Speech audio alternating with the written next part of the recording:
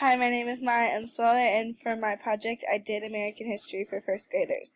So the website that I use is Google Classroom, and for here it houses everything. So for the first thing I have right here is a good afternoon, students and parents kind of announcement letter that I did for the first thing, and I pinned it to the top, and then I did an About Me section, which you can also find on the side with topics.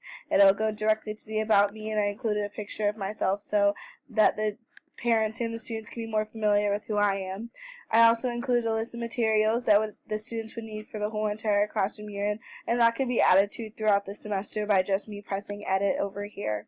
And for this week's lesson, or the first week's lesson for my fictitious classroom, is Abraham Lincoln. So the things that we were going to do is, the first thing we are going to do is watch a video on the life of Abraham Lincoln from the Constitution Center, which is not very long. It's about 5 minutes tops. And then there was an interactive map I found where the students can click different parts in the map and it'll pop up. So we could even do this on the smart board. They could do it on their iPads, but it's about getting them interested in history, to see them interact with it and be like, oh, Abraham Lincoln lived here, let me tell you about it when I get home, kind of thing.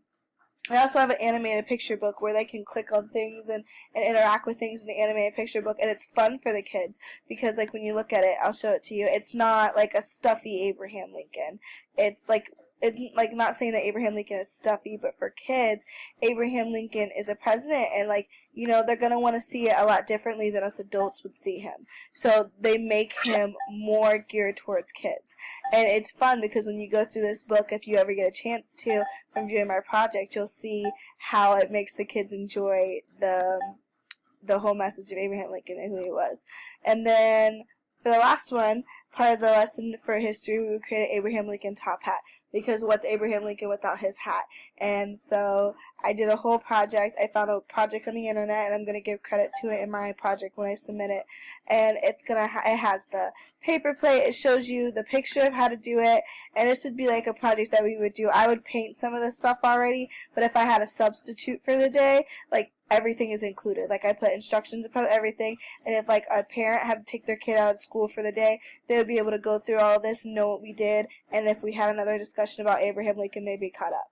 So they could, and I would include a link to this in everything so that the students would understand. And it's easy because I would give the students this, they would have this class code, and they would keep being able to add on to it, and then I put a description of the class in the About section for the whole class of history become more than a thing for the past. It'll come alive to them as that they're experiencing themselves, because I want the students, even though they're in first grade, history still is a big part, and as you get on, especially when you get to fourth grade, I know that when I was in fourth grade, I had to learn the whole United States presidents, and I still don't know them by heart because it's something that they're going to need to learn. So it's better for them to have a basic knowledge by now and a fun knowledge than to just have them sitting in a seat looking at me like I'm crazy.